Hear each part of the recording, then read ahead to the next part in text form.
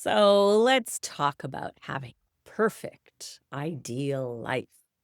And before I admit that the concept is quite BS, I'd like to introduce myself. If we haven't met before, I'm Alice Seba, one of your co-hosts of Lifestyle Self-Made, where we're dedicated to helping you create the life that you are meant to live, that is in line with your values, that honors the time to spend on the things you want to spend.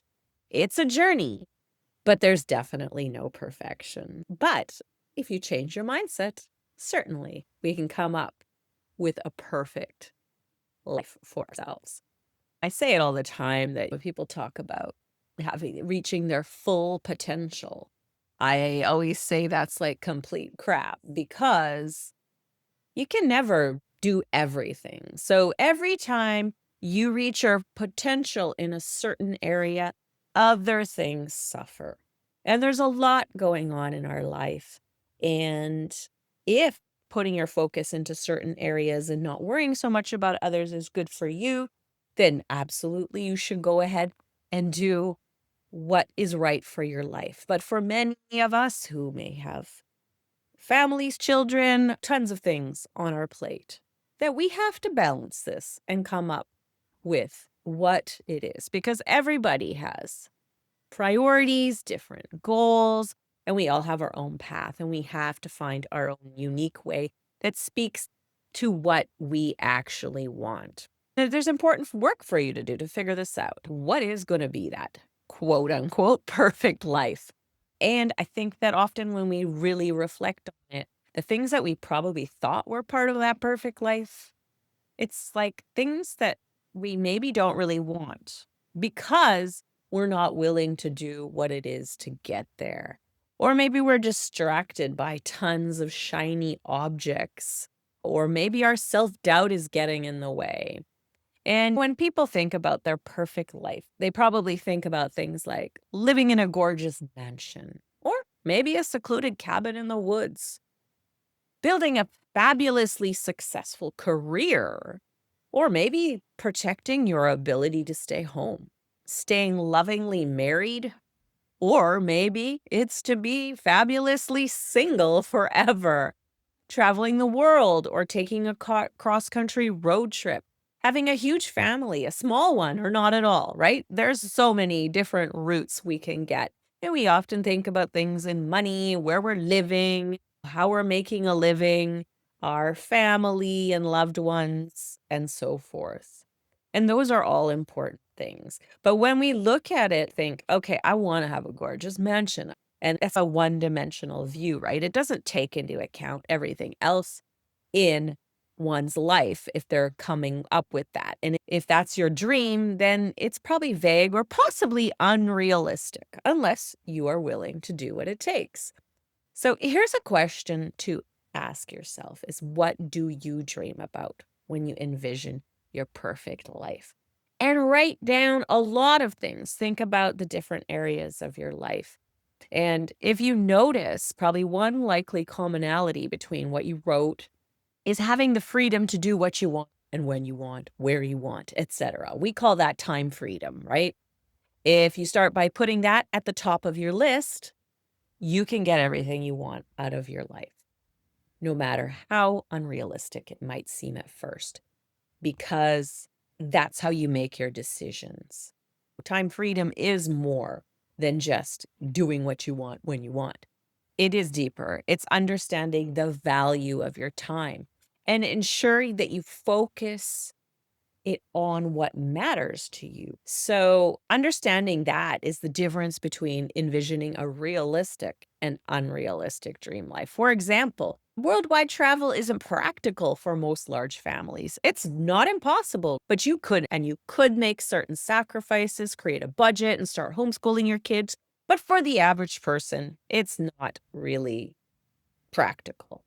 So I'm definitely not discouraging you from doing anything, but you have to take a good hard look at yourself, your family, and the other factors that, have to make it a reality. Or another example, a mansion may not be in the cards if you want to freelance 3 hours a week and make enough money to have everything else that you want to do in life. That's not going to get you down that road. So your ability to want material things is in a disconnect with your ability, or not ability, your desire to work. And it's all about balance and deciding what's most important for you. Do you want the freedom for an easy work schedule? Or do you want to buckle down and work your butt off for that awesome, cozy cabin in the forest? So I think take that time to look at your description of your dream life and see what's in conflict. Some of the things that I just mentioned, what is on your list that conflicts? What sacrifices would you need to make it all happen? Or maybe ask yourself, what isn't as important as I originally thought? What could you take off that list? Getting what you want out of life means that you have to prioritize. And those priorities are going to change over time as your life grows and changes as well. Having kids, moving house, or switching careers are common life events that cause priorities to shift. And so you have to adapt your vision accordingly. And we do have, if you don't have it yet, we have a free My Lifestyle Self-Made Guidebook that walks you through a lot of this stuff and goes into more depth and things that I haven't talked about here, but will allow you to do the self-reflection that I'm going to talk about in a second. It can be downloaded for free, and I'm sure you'll find it a great tool to help.